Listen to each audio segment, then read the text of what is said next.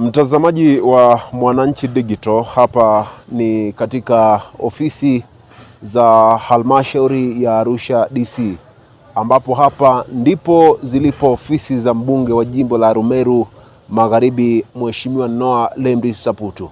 Amefanya presi na waandishi wa habari ili kueleza mpangilio wake na nia yake kuhusiana na fedha ambazo zimepatikana zaidi ya shilingi bilioni 1, ambazo fedha hizo zitaleta maendeleo hasa kwa upande wa afya, elimu na maeneo mengine mengi ambayo yanahusiana na wananchi. Mheshimiwa waandishi wa habari, tumewasilisha kwenye vikao kiasi cha shilingi, tumepata mradi wa fedha kiasi cha shilingi bilioni 1.9 milioni 951,717 na shilingi 172, ikiwa ni fedha za utekelezaji wa bajeti ya 2021 katika masuala ya maendeleo.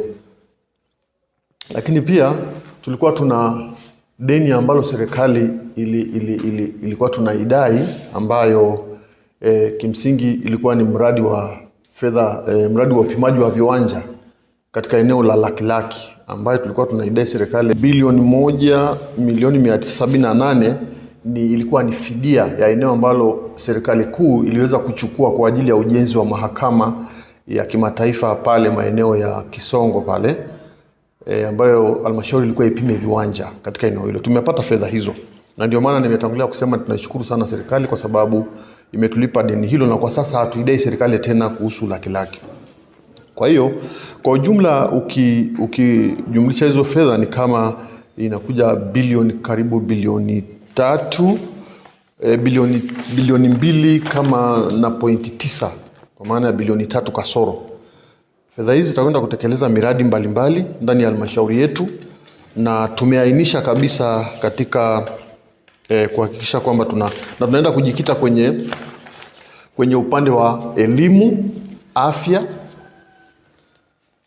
ili kuweza kuondoa hizo changamoto na kuwekeza kwenye miradi mikubwa ambayo tutaifanya kwamba ituletee fedha nyingi zaidi. Na tunakwenda tutapeleka kwenye fedha hizi za miradi ya maendeleo kila shule ya msingi. Kwa mfano shule ya Njoro, Nyerere, JK milioni 12, Mirongoine msingi, Martin Mungushi, Mwandet kule, Oljorovus msingi, Lemedeye msingi, Olmuringiringa, yote hayo wamepewa milioni 12.5 kwa ajili ya ujenzi wa darasa moja. Lakini pia tunakwenda kuingia pia kwa upande wa sekondari, wamepewa milioni 40 kwa ajili ya ujenzi wa madarasa 2. Lakini pia shule za Kambi ya Maziwa, shule ya msingi, watajenga madarasa 2 milioni 40. Shule ya Ilboru msingi milioni 40, Olmuringiringa milioni 40 na kadhalika. Kwa hiyo utaona jinsi gani ambayo serikali kwa kweli imetusaidia. Lakini pia shule ya msingi Musa, darasa 1 pale litajengwa, milioni 13 choo. Lakini sio hiyo tu, kuna ujenzi wa vyoo milioni 13 kwa maana ya shule hizi za Olchokit, Kioga na Elkisongo. Tunakwenda pale pia, tunakwenda kwenye upande wa sekondari. Kuna sekondari ambazo zimepata milioni 30 ambazo ni Bangata sekondari milioni 30, Einot sekondari milioni 30, Losinoni milioni 30, Musa sekondari milioni 30, Oljoro sekondari milioni 30, Oldurumet sekondari milioni 30, Sambasha milioni 30. Hii ni kwa ajili ya umaliziaji wa ujenzi wa maabara katika shule hizo. Lakini pia ujenzi wa mabweni, itakwenda kujenga bweni moja kule shule ya Mwandet ya sekondari milioni 160. wameweza kupewa. Lakini pia tukienda mbele zaidi utakuta kuna Inoti pia kuna ujenzi wa bweni milioni 160 shule ya sekondari ya Inoti. Shule ya Kiranyi milioni 40. Shule ya Kiserian. Kwa hiyo hii milioni 40 kwa ajili ya milioni 160 kwa ajili ya ujenzi wa bweni Inoti pia. Kuna swala la Kiranyi sekondari madarasa mawili, Kiserian madarasa mawili kwa maana ya kule Mlangarini, ujenzi wa vyumba vya madarasa mawili sekondari ya Likamba kule Musa, na ujenzi wa madarasa mawili sekondari ya Likidinga. Lakini tunaenda ujenzi wa matundu ya vyoo 12 kwenye shule ya sekondari Mwandet tena milioni 13, ujenzi wa matundu 12 vyoo katika shule ya sekondari Likidinga pia. Ni shule ambazo watoto wengi sana, ndio maana umeona inapewa hiyo kipaumbele. Lakini pia tukienda upande wa afya tumeweza kuweka ukamilishaji wa zahanati ya Kigongoni kule Bwawani, kijiji cha mwisho kabisa kule upande wa Simanjiro. Tumewapa shilingi milioni 50 kwa ajili ya kujenga hiyo zahanati, kumalizia hiyo zahanati ya Kigongoni ambayo iko kwenye Lenta. Wananchi wamejenga mpaka Lenta. Ukamilishaji wa zahanati ya Laroi kule Laroi anakotokea mwenyekiti wa halmashauri. Ukamilishaji wa zahanati ya Ilkurot kule Lengijave kule kata ya Lengijave. Upanuzi wa kituo cha Olonyosambu. Kule Olonyosambu kuna shida kubwa sana. Kwa hiyo tumeamua kupeleka kiasi cha shilingi milioni 200 katika kituo cha Olonyosambu, milioni 200. Lakini ujenzi wa kituo cha afya cha Oloirien tunaenda kujenga kituo kikubwa cha afya. Naomba nisisitize hapa. Tunakwenda kujenga kituo cha afya cha Oloirien, kata Oloirien ambayo itahudumia kata za Ngaramtoni, Oloirien yenyewe, Tarakwa na hata Kiranyi na hata Kimnyak itahudumia. Tutajenga kituo hicho, kitakamilika na tunapeleka pale milioni 450. Tunapeleka milioni 450 kujenga kituo cha afya katika kata ya Oloirien. Lakini pia tunakwenda kukamilisha kituo cha afya Mbuyuni, ujenzi wa nyumba ya mtumishi milioni 20. Tunakwenda kukamilisha pia zahanati ya Kivululu hapa Old Road hapa kwa shilingi milioni 50. Tunapeleka pale kukamilisha hiyo kituo cha hiyo zahanati.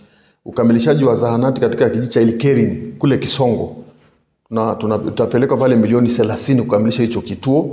Tutapeleka ujenzi wa jengo la RCH katika zahanati ya Muivo hapa Muivo, kata ya Muivo milioni 30.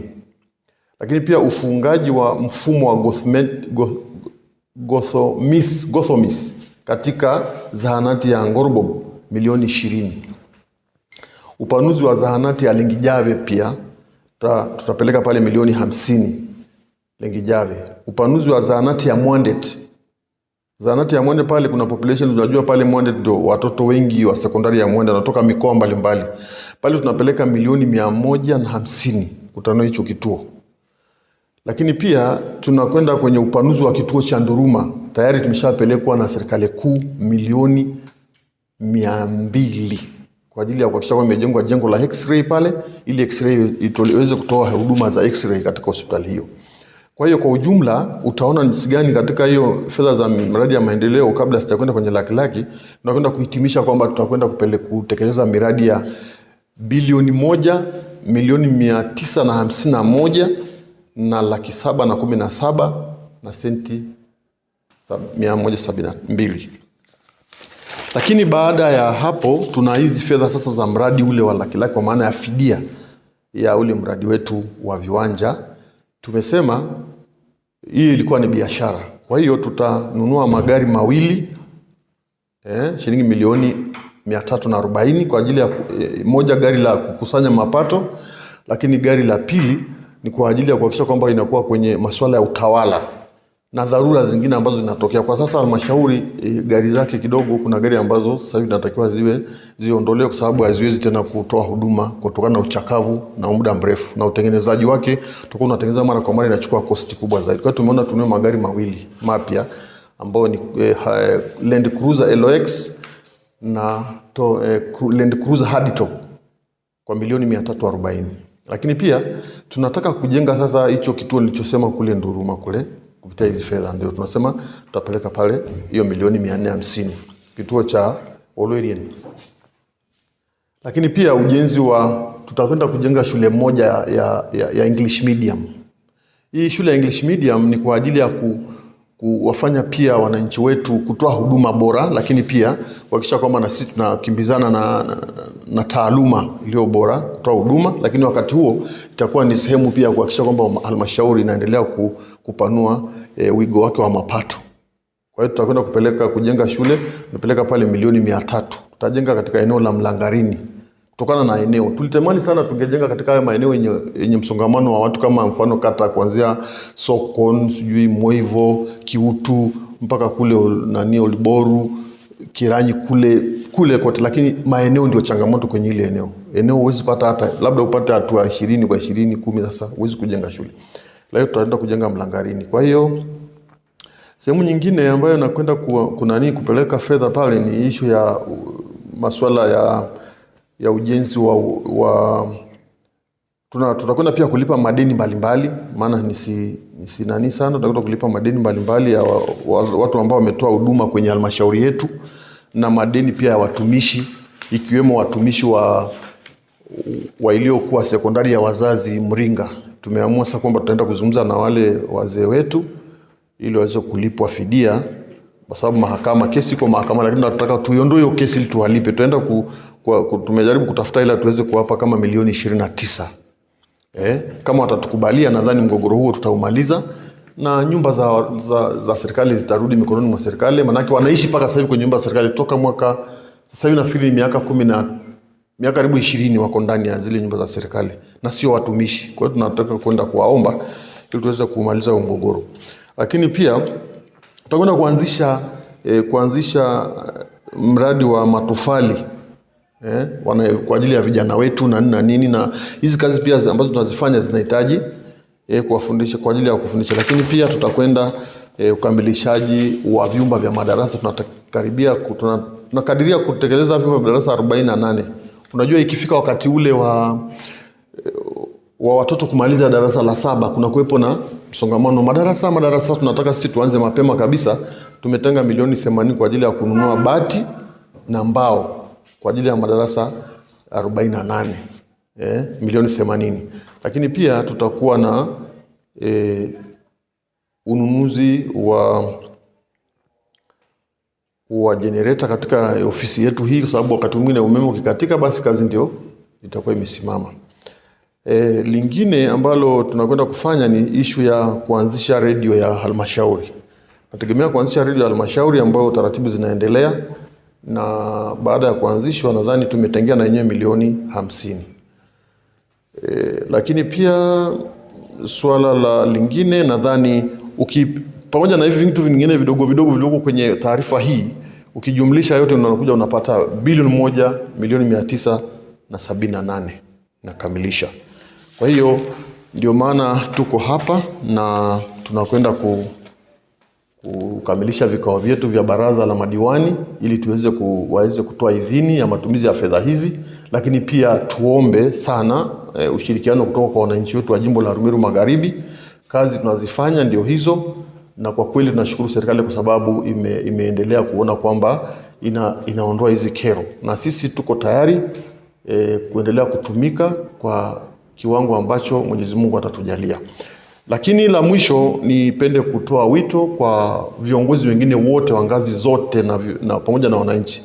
Fedha hizo zinakuja kule chini kwa ajili ya utekelezaji. Tunategemea uaminifu, uadilifu, kuepuka masuala ya kufanya hujuma kwenye miradi au kuhujumu kwa namna yote ile, ili malengo na nia ya serikali katika kutekeleza ilani ya Chama cha Mapinduzi iweze kutimia. Kwa sababu kama tukihujumu kwa namna yote ile, tutakwamisha kazi hii nzuri na tutaharibu nia njema ya Mheshimiwa Rais wa Jamhuri ya Muungano wa Tanzania Mama Samia Suluhu Hassan, ambaye ametupa fedha nyingi kwa kiwango hichi.